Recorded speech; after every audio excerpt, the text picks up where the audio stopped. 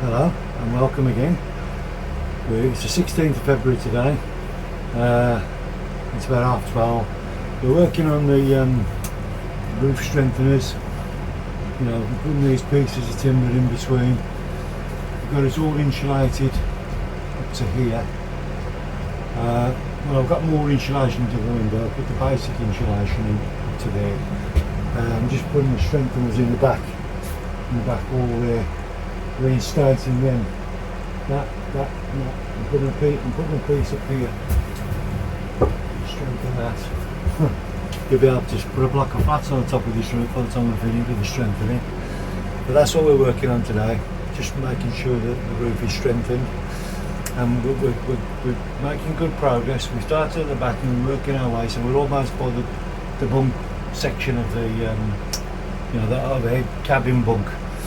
We're working our way on that now. If the weather stays fine, I can tackle that trim on the outside, because that's where a lot of the major water is coming in at the moment.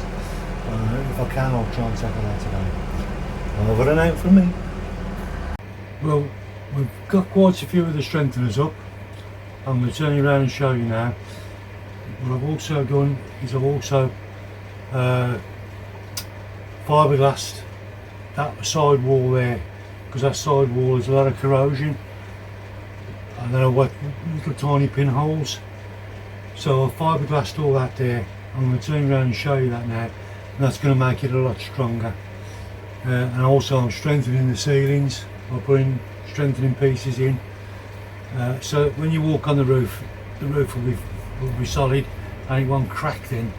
And then hopefully the water won't gather on the roof as well, and you won't have a repeat of what we had before. Okay, so I'm going to turn you around now. So here you can see I've fiberglass repaired all across there to strengthen that joint right across all the way down. And you see those tiny holes? Those tiny holes are corrosion pinholes. And obviously it's leaking from there, so I've gone all the way down to the bottom, done a great job of that fiberglass repair. Here you can see I've put the strengtheners in, the struts that go from the side of the wall across to bear the weight going across. I'll put another one in there. I'm putting strengtheners in here. I'm going to do one just here now. And I've got two, another one to go there, another one to go there, and then I can put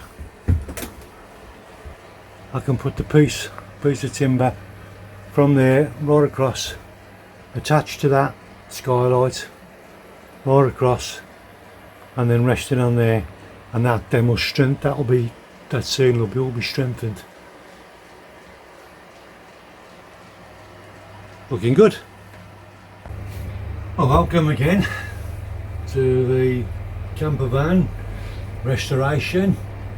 It's Tuesday the 20th of February. We had a pretty busy day yesterday. We managed to strip off the moulding around there, the trim, the aluminium trim, and then we stripped back some of the timber that's inside. So we've actually found out now the real reason why we've had so much damp on this side.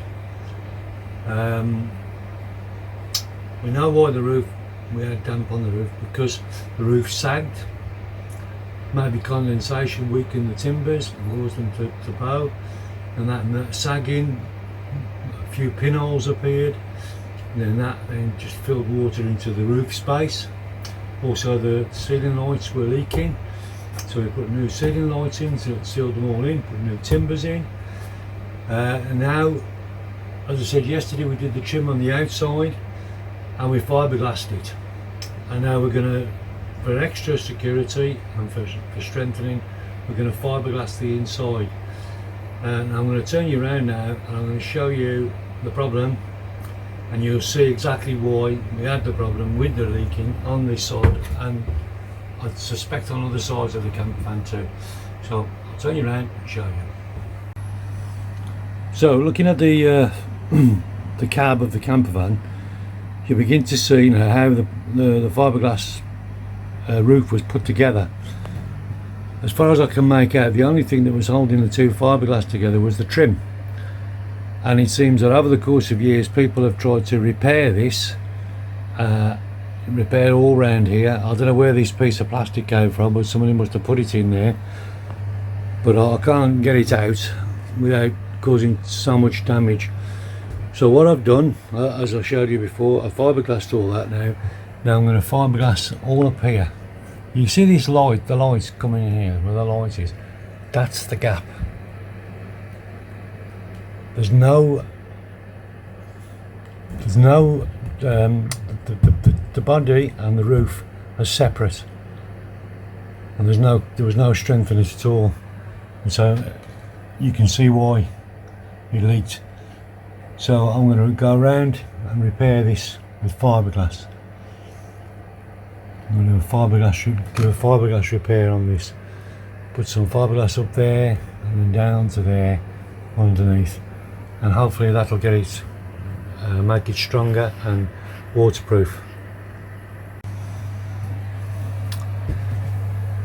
So you can see this piece of plastic. This has been a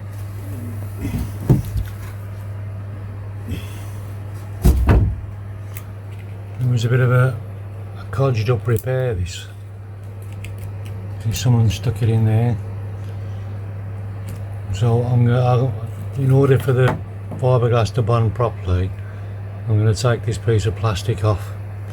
It's a nightmare to get off, but it's got to come off. So the fiberglass repair has a better chance of taking. I've had to do it in sections as well, because the strength of the roof, the integrity of the roof is involved, and if I didn't want it all to be flapping about in the wind, so I'm doing it in small sections so that I can completely bond this ceiling to this side wall.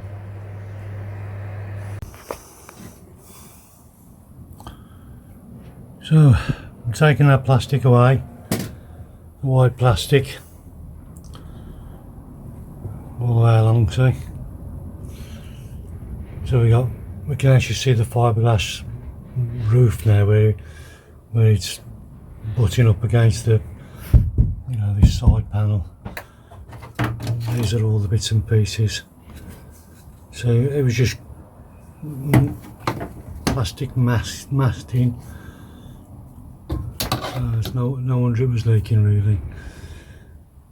So I've given it all a clean down. I'm going to sand it now to give the fiberglass a good key. So I'm going to repair this side from there round to there today, and then that can be set then, and then I can tackle the next bit a bit later on. Whoa, hard work.